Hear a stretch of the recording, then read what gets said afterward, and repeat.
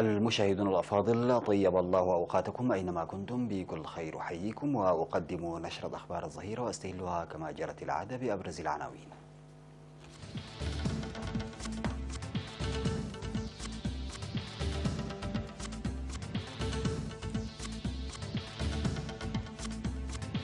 افتتاح فعاليات اجتماع مجلس الوزراء اليوم في قاعة القصر الرئاسي. وزير الخارجية يبحث مع نظيره الكويتي تطورات العلاقات الثنائية. دعوة لإجراء المزيد من الأبحاث حول التراث الثقافي بإقليم عنسبة. الصين تطالب أمريكا بإجراءات لتحسين العلاقات العسكرية. الجيش الروسي يختبر صواريخ أسرع من الصوت. وطيار 5 دول أوروبية يدخلون في إضراب ضد شركة رايان إير.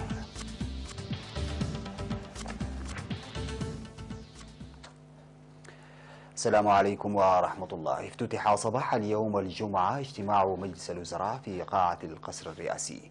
وأفاد مراسل وكالة الأنباء الإريترية المتابع للاجتماع بأن مجلس الوزراء استمع في أولى مداولاته إلى الورقة التي قدمها فخامة الرئيس أفورقي، والتي قسمها إلى موضوعين رئيسيين، وهي التطورات السياسية الراهنة وبرامج الشراكة والتعاون الإقليمية الموحدة، واللوائح العملية المرتبطة مع ذلك التي تتطلب عملية تنفيذ عاجل. ويتباحث المجلس بعد الاستماع إلى الورقة التي قدمها فخامته حول البرامج المستعرضة التي تنفذ خلال الأشهر الثلاثة القادمة وما بعدها في كل قطاع على حدة. المزيد من التفاصيل حول اجتماع مجلس الوزراء يمكنكم متابعتها في نشرتنا الإخبارية لهذا المساء.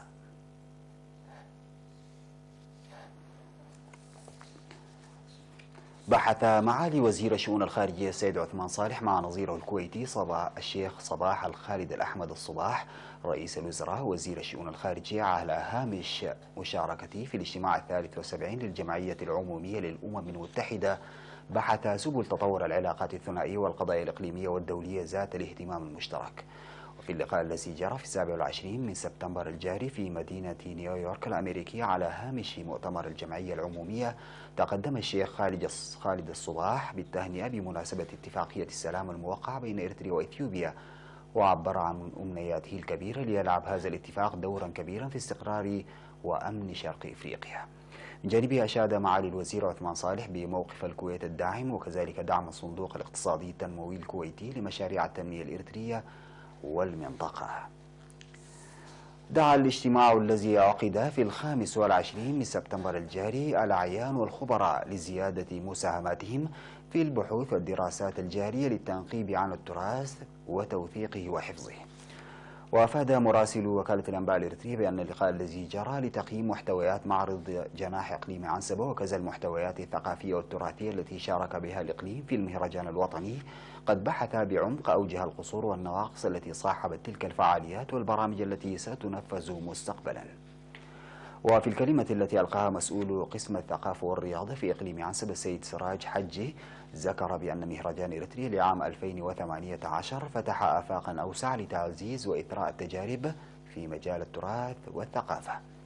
من جانبه شدد حاكم إقليم عنسبة السيد علي محمود على ضرورة بذل جهود ومساعي حثيثة لجمع وتوثيق التراث الثقافي والتاريخ الشفوي الذي لم يتم التعرف عليه جيدا حتى الآن. بدورهم قدم المشاركون آراء ومقترحات هامة، من ضمنها ضرورة توثيق البرامج التي تعكس تطور عملية التنمية والبناء والمحافظة على الاكتشافات الأثرية والتراث الثقافي، وإجراء بحوث ودراسات استكشافية معمقة للموروثات التي لم تنل حظها من الدراسة، وتوثيق الشباب وتوريثهم وتنشئتهم على التراث الوطني وغيرها من الآراء والتوصيات.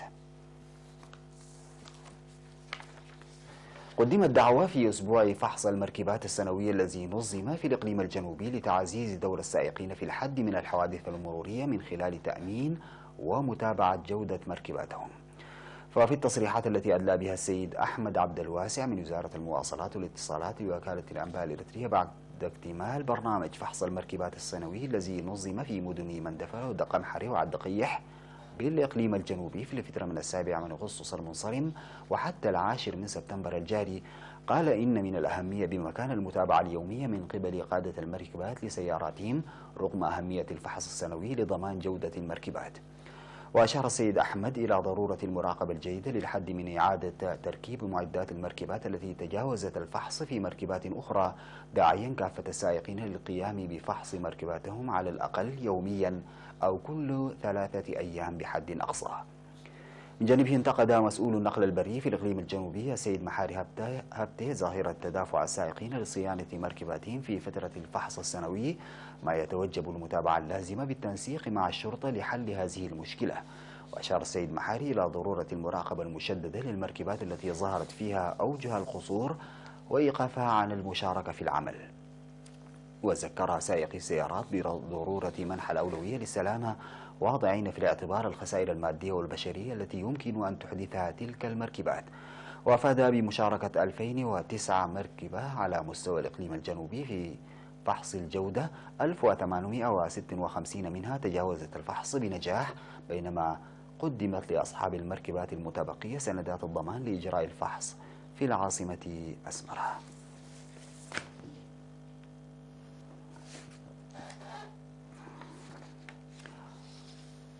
نظم الإريتريون المقيمون في جوبا بجمهورية جنوب السودان ومنشن بألمانيا وروما وميلان بإيطاليا أنشطة دبلوماسية تقوي وحدتهم وترفع وعيهم وتعزز البرامج الوطنية.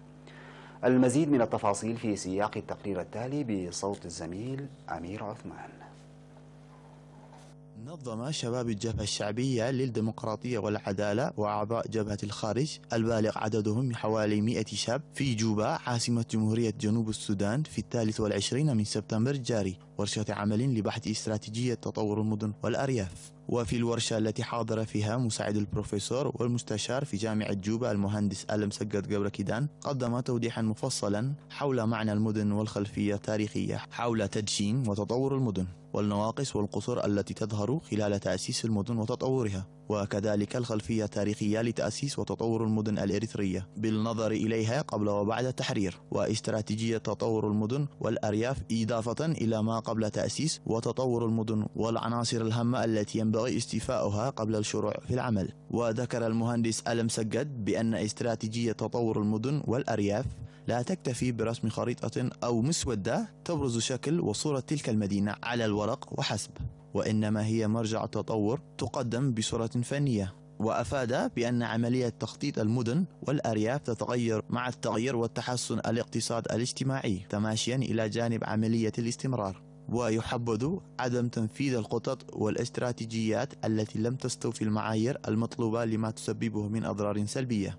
وألقى سفير إريتريا في جمهورية جنوب السودان السيد يوهانس تخلا ميكائيل كلمة أوضح فيها أن آفاق السلام التي ننعم بها بالاستشهاد الرزين للشعبين الشقيقين الإريتري والإثيوبي تخلق اقتصادا قويا بين البلدين والمنطقة بأسرها، مذكرا كافة المواطنين الإريتريين وخاصة الشباب لضرورة تعزيز المساهمة المهنية والاقتصادية في هذا المجال، موضحا ضرورة اكتساب المهن وترسيخ ثقافة التوفير والمساهمة الفعالة في الأنشطة السياسية والدبلوماسية بوعي وتأطير قويين.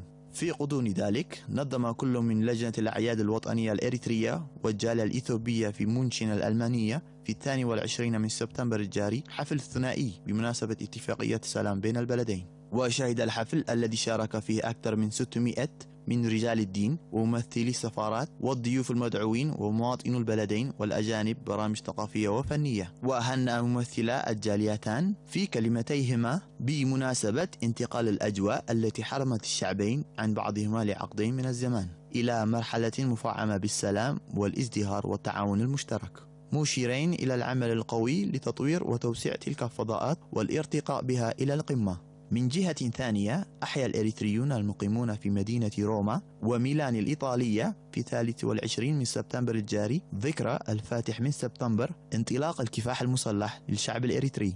وقدم سفير إريتريا في جمهورية إيطاليا الدكتور فساهتين بيتروس توضيحا مفصلا حول أهمية تلك المناسبة والأوضاع الراهنة في البلاد، موضحا أهمية اتفاقية السلام الموقعة بين إريتريا وإثيوبيا إضافة إلى العلاقات والتعاون الجاري مع دول الجوار الأخرى والخطوات العملية المتخذة لاستدامتها واستمراريتها، موضحا بأن هذا العام نقطف فيه ثمار التحمل والوحدة وعدم الاستلام. من جهة أخرى، قال مسؤول الشؤون التنظيمية والشعبية في إيطاليا السيد جرماي هابتا ميكيل أن فاتح من سبتمبر لعام 1961 هي يوم اختار فيها الشعب الإريتري خوض الكفاح المسلح لنيل حريته باستشهاده، ويوم عظيم وتاريخي أضاء فيها شعلة الحرية، ويذكر في تاريخ الشعب الإريتري إلى الأبد. انتقدت الصين الولايات المتحدة بسبب تحليق سادتي، فاصل ونعود بالأخبار الخارجية.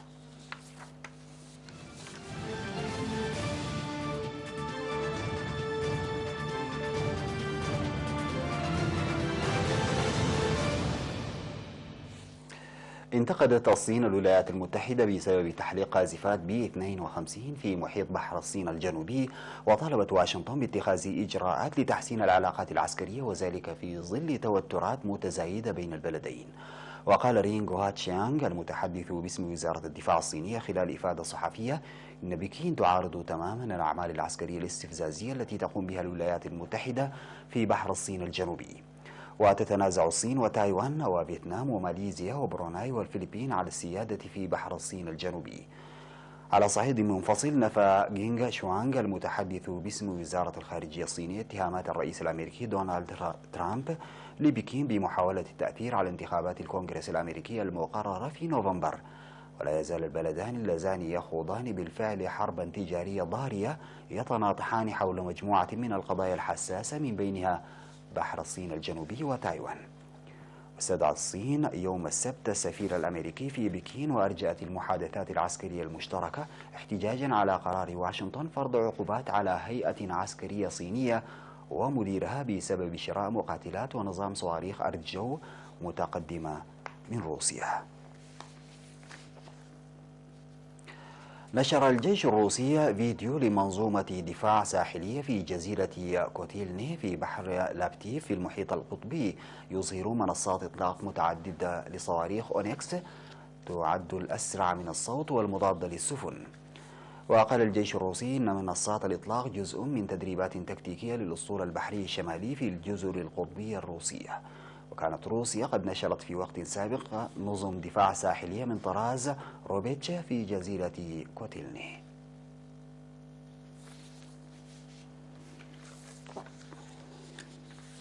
قرر طيارو شركة ريان إير الأوروبية في هولندا المشاركة في إضراب في شركة الطيران منخفضة التكلفة، حسب ما ذكرت نقابة الطيارين الهولنديين.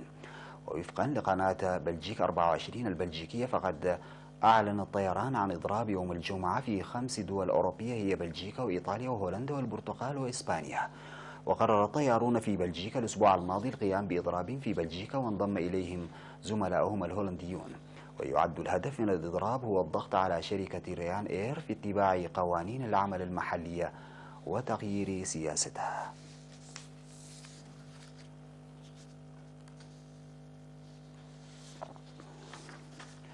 أفادت دراسة حديثة إلى أن الماعز تنجذب إلى تعبيرات الوجه المبتسمة للإنسان. وأظهرت الدراسة قدرة الماعز على حل شفرة إشارات الوجه البشري والتفاعل معها. فقد أجرى فريق من الباحثين في سلوك الحيوان بجامعة كوين ماري البريطانية تجربة بسيطة على بعض الماعز لمعرفة ذلك، عبر وضع صورتين لوجه شخص واحد على جدار أمام كل حيوان. الأولى أظهرت وجها سعيدا، والثانية كانت لوجه غاضب. وتم تغيير الصور بحيث ترى كل ماعز مجموعة من الوجوه المختلفة. وسجل الفريق ردود فعل الحيوانات.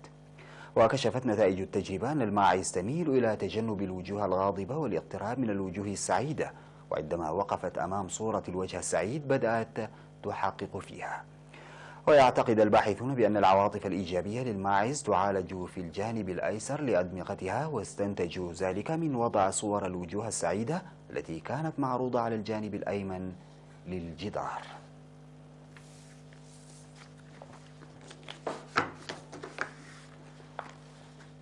انتهت نشرة أخبار الظهيرة، قدمتها لحضراتكم من الفضائية الإريترية. شكرا لمتابعتكم.